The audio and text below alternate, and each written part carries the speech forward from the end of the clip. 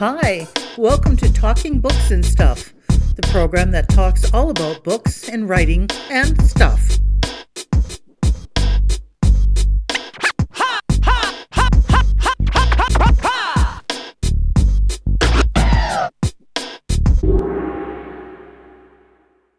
Here's your host, Dennis Rimmer. And welcome back once again, another edition of Talking Books and Writing and Stuff. And today we're talking books and writing and lots of other stuff with JC Paulson, otherwise known as JC Paulson. Last time we talked, she had one book out and was working on a second. That was about a year ago. And now I see there's 4 of them out there, so you cannot escape the talents of JC Paulson. And yes, Joanne, we talked about a year ago. I think you were my 11th real interview, and now we've done well over 60. So, wow. Well, from your perspective as a writer, as just a regular person, how would you describe the last 12 or 13 months? Well, they started well. I've released 2 books, I think, since I talked to you. The other one was just coming out, if I'm not mistaken. I think hard so. to remember that far back. Yeah. So Madly put together Fire Lake, which was the 3rd book, and then got right on the 4th book. I had sort of a little inspiration for that one and got at it. And it's called Griffin's Cure. And both of them have, I shouldn't say that. Fire Lake is pretty romantic, but the plot really revolves around military and police officer post-traumatic stress disorder, which that drives the story. Griffin's Cure is a bit different. It's a bit more of a speculative novel about science, and I use the Canadian light source here in Saskatoon as the murder scene, and which was super fun to do. And they were kind enough to give me a tour of the place and show me all of their security measures and all that kind of stuff. It was highly enlightening, and it really helped me get the book right, I hope, right? Yep. And now I'm writing, although it's not out yet, I'm writing a historical fiction next. Kind of a Western, I guess you would call it. But that's going to be quite a departure for me. Yeah. So we have, just to backtrack a bit, with JC Paulson, JC Paulson, we have Adam's Witness, Broken Through, Fire Lake, Griffin's Cure. Now, are they all feature the same characters, or is there different characters? Yeah, no, that's a series with many of the same characters. Certainly, the main characters are the same, and some of the subsidiary characters come through as well. So there's Adam Davis, the detective sergeant, and Grace Rampling, the reporter, and James Weatherall, who is Adam's right-hand man, and also Charlotte Warkentine, who is his right-hand woman on the force. And then there are, a number of characters who show up here and there as well that go all the way through the series. And I haven't been writing about them now for several months because I'm writing this Western. And I kind of miss them, They're not hovering around me quite as often. It's funny how you get attached to them. Now, that's what I've heard from fiction writers. Now, did they change, evolve in your mind? Change hairstyles, change clothes? Did they do different things that surprised you? They do things that surprise me all the time. It's remarkable how they take on lives of their own. The love relationship between Adam and Grace evolves continually as they go through, the phases of a relationship and that kind of thing. Adam's PTSD gets very, very bad in Fire Lake. This is a big theme for me. Many long stories as to why, but there's been a lot of PTSD in my life. Not necessarily immediate life, although some there as well. And it's an important theme for me. I think it's a very difficult thing for people to manage, and so it was important to me to write about it. And he has quite a very bad time of it in Fire Lake. He learns a bit more about how to manage it as we move into Griffin's Cure. So he's evolving and healing, I guess, a bit. I don't know if I want to put it that way. Yeah, maybe a bit. Maybe a bit. Yep. I am doing that sort of intentionally, like taking, both my character and the reader through the process of what experiencing PTSD events, I suppose, nightmares and that sort of thing, what that's like and what must be done to try to help somebody heal from that, because it can really ruin your life. Yes. Especially if you're in law enforcement or health, for example, especially right now during COVID, people who are, in the law but also on front lines, like the healthcare workers are now. It's very hard on them, and it's an important theme for me. Now, we're talking with JC Paulson, Joanne Paulson. First 4 books were Adam's Witness, Broken Through, Fire Lake, Griffin's Cure. But also this is the time of COVID, as they say. It's not going to magically disappear, is it, I don't think? It doesn't feel that way, does it? We're having a bit of a spike here as we speak in our province, and certainly things don't look too good in the United States. COVID has had, some interesting effects on my industry, but certainly nothing as important as saving lives and all the rest of it. But getting books out in this era. So there's sort of been 2 sides to that. When I've actually been doing a little bit of research into this because I'm finding it, really interesting, right? So when the lockdown first hit, people were looking for medical books, how to manage respiratory infections, how to wear a medical mask, things like that. They were buying books that were directly connected to how they would protect themselves. And after that first round, they started buying pounds and pounds of children's books because the kids were home. Because everybody was home, the kids, right. Yep. Yeah, and you can't have kids in front of the television all day, at least I hope not. So that was huge. And then as we went along, people started looking for more escapist literature, stuff that was happy or, at least absorbing, something to take them out of the present.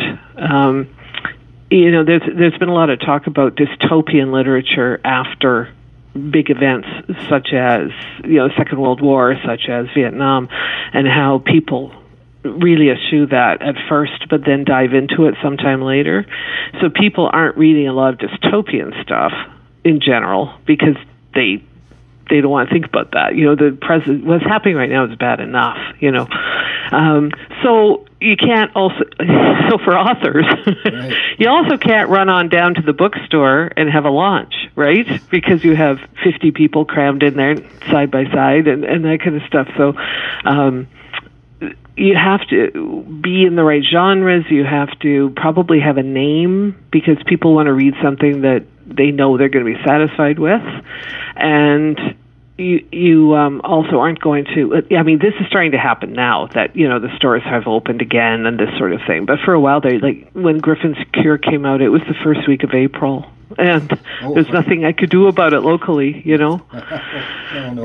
Sort of thing. I'm laughing with you, not at you, because yes, it's like you have this delivery, so to speak, and then no one can come and see the baby. So.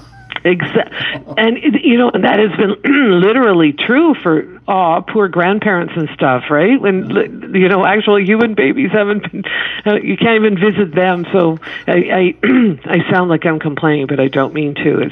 It's just been a very interesting few months, Now, as a writer yourself, how is this sort of, we'll call it lockdown, semi-lockdown, social distancing, has that affected your work, your day-to-day routine, or your work at all? It has actually, and I'm part of quite a large community of writers on social media on various sites. I apologize for my throat here. Air conditioning and I do not get along very well. Yeah. Yeah, so I belong to a number of authorial communities on Facebook and Twitter and Instagram, and you have to do those things, right? But you also want to, like connecting with other authors is great. And there's been a lot of talk about how difficult it has been to focus, to sit down and write, and not everyone feels that way. Some people have used the lockdown. Most writers are employed, right? Well, and a lot of people were going to work, but a lot of people were not. And so a few of them were, brave and sat down and said, I'm going to use this time to get my novel done. But a lot of people found that their creativity was somehow affected. They felt distracted. They felt, I don't know, not that, why am I doing this so much as, what's important right now? And I think a lot of people were feeling really stifled. I think they're starting. I feel that they're coming out of that now, but I felt like that a great deal. Like especially at first, I felt quite frightened and overwhelmed by the the COVID lockdown, and so it hasn't been a great time for a lot of authors unless they're like incredibly disciplined, I suppose. Yeah, it certainly hasn't helped me, but then that's par for the course anyway. So. Yeah. But I think it's true that you go through these strange times, and it does affect it affects the way you think about things. It affects your priorities. I found I was blogging more than writing fiction. I just found that I was using a typewriter more, just because they're fun. No. I'd love to, but no, that's too hard on my hands. I can't use a typewriter anymore. It is. I've got sore hands after writing a letter on the old typewriter. JC Paulson is with us, Joanne Paulson. Some of the books: Adam's Witness 2017, Broken Through 2018, Fire Lake 2019, Griffin's Cure, just out a few months back, 2020. Yeah. But you say, Joanne, you're switching and going to a historical fiction Western kind of thing? I am, so yeah. You're changing horses in midstream. Literally, yeah. A horse is a very main character in this book, actually. I'm not actually switching forever, although I do intend to write 2 or possibly 3 of these more historical pieces. And I'm contemplating, this was the original intent, but for publication purposes, I'm not sure if I'm going this way or not. You have to do these things tactically, too. The original intent was that the man around whom this story revolves, is Grace's multi-great-grandfather and how he came to Saskatchewan. He's the son of Scottish immigrants living in Toronto, and a terrible thing happens that he is accused of but not guilty of, and he essentially has to leave the city, and so he climbs on a horse and travels west. And so it's written in 3 pieces. The first part is him growing up in Toronto, and the second part is his journey west. And then the third part is the resolution and him finding a home in Saskatchewan. And this one has been very challenging from a research perspective. I think I have spent twice as many hours on research as I have on writing it. You have to get those details right. How far is it? When did the telegraph come up? Where was the railway? Where were the indigenous communities at the time, and what were they doing at the time? How did that all intersect? And that has been really challenging, and it's just, it's just a little story, but you still have to do all the research for it, right? So, and I'm getting close. I'm about 70 to 75% finished it, so I'm really hoping that I will have it done by the end of September, fingers crossed. Oh, so we can look forward to that, perhaps before the end of the calendar year. Or is that too soon? That is by the end of the calendar year is definitely my goal. Yeah, I mean, as an author, you can't just be putting a book out, every couple of years, right? All right. So, what is your process, Joanne Paulson, JC Paulson, for publishing? You said you go through Amazon. Is that correct? Yes, I publish through Amazon. Although I am seriously considering not doing that in the future. When you start out and you decide you're going to publish it yourself, you really have few options to really push it out there, and Amazon is the best one, I'm afraid. So I wrote Adam's Witness and thought, I don't want to wait 2 years to find an agent and 3 more years to find a publisher and all that stuff, right? I mean, I could have tried, but I just wanted to publish it. And it was also partly because the themes that I write about, it was super important to me just to get it out there. I had something I felt I wanted to say in that book, right? And so, yeah, I learned how to create Kindle books and how to upload the print copy, and had covers done by a friend of mine, a graphic designer, and I did it all myself. It was quite the learning process, and I have done that now again 3 more times, and I am thinking about changing horses again, and publishing wide, but I have to slowly get myself out of the Amazon system so that I can do that, and so that's going to take a while to roll them all out of there and have them published elsewhere as well. So, but yeah, I've done pretty much all of it myself. Yeah, so that's my process. I get on the computer and I learn. I guess so. So do you have like a day-to-day routine these days, or does things change according to circumstances? It is. I have more of a weekly routine than a daily routine, because my days can be very, very different depending upon what other work I have, what I call IRL, or in real life work, right? The stuff that pays the bills. So when it comes up, it comes first. So there are weeks when I am too busy to write, and in which case I find myself writing for a few hours on the weekend. If I'm lucky, I'll get a day where I can do a few hours during the week. The other thing that I have started doing, which has both been a joy and a complicating factor at the same time, is that I've started editing books as well, other people's books. Oh. And so that is taking up an awful lot of time too. It's very time consuming and very, attention grabbing. You need to get it right. You're helping this person publish a book that is hopefully grammatically correct and has no typos in it,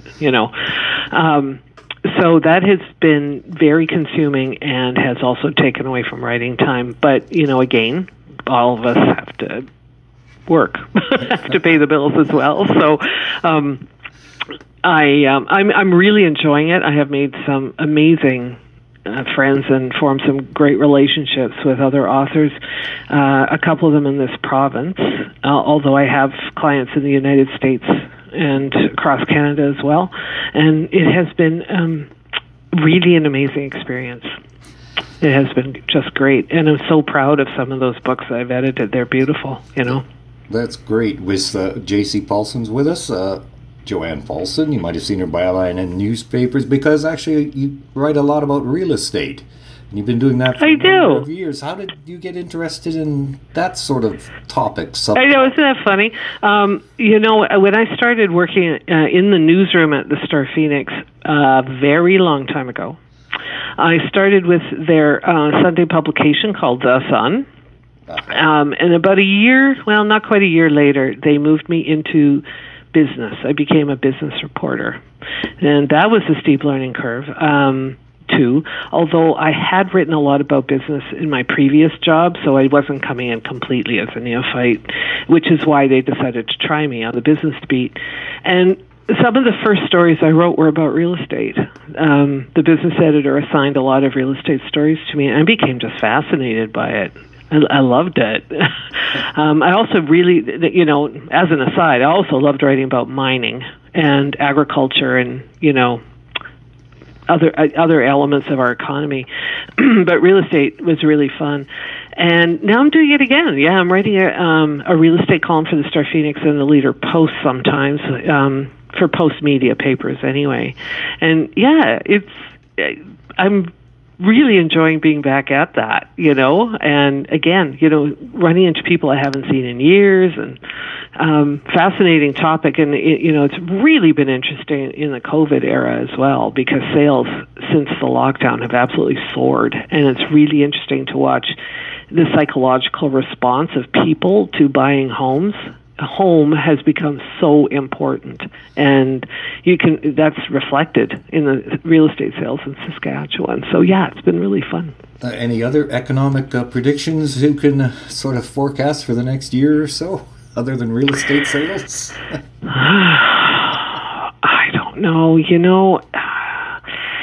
I wish I could say that I was feeling bullish about this, but I don't see a huge recovery in oil, because people are traveling. Well, we're traveling a bit more than we were, but we're still traveling an awful lot less than we were before COVID, and that's going to continue for some time. So I'm not bullish on oil yet, that's for sure. But you and I speaking to each other here on the plains. And I know we're not in September yet, but man, those crops look good. They do. In general, they do. Yes. And I'm really hoping that we're going to have an excellent harvest. People, no matter how sick they are, still need food, right? I think that the agriculture is going to pull us through this year more than any other sector. Cameco apparently has reopened a mine. I just heard this the other day and haven't really taken a close look at what exactly is happening there, but I was surprised that they brought it on that soon, and delighted, of course. Well, I think I saw a story today that said Cigar Lake, but... Yeah, it'd probably be Cigar, yeah. Okay, that's interesting. Yeah, anyway, I just heard it on the news, but that sounded like really good news as well. And so, mining and agriculture might drag us through this. It isn't going to be oil. Have you seen, I don't know if you've noticed, but the gold price is at record levels. That is a bad sign. Oh, because every time it goes up, everything else goes down? Generally speaking, yeah.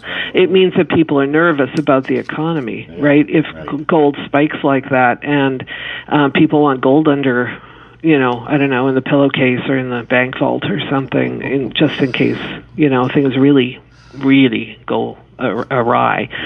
So, I don't know. It's pretty dicey. Yeah, but there's an RV dealership out here in the Radisson area where we are, the world headquarters for Talking Books and Writing and Stuff. I was talking with the guys over there the other day, and they said, they've never been busier, instead of going on long trips or whatever. It looks like, you can never generalize, but, instead of the big money spent somewhere else, they're getting the travel trailer or the RV or something like that. And he says, you are so bang on there.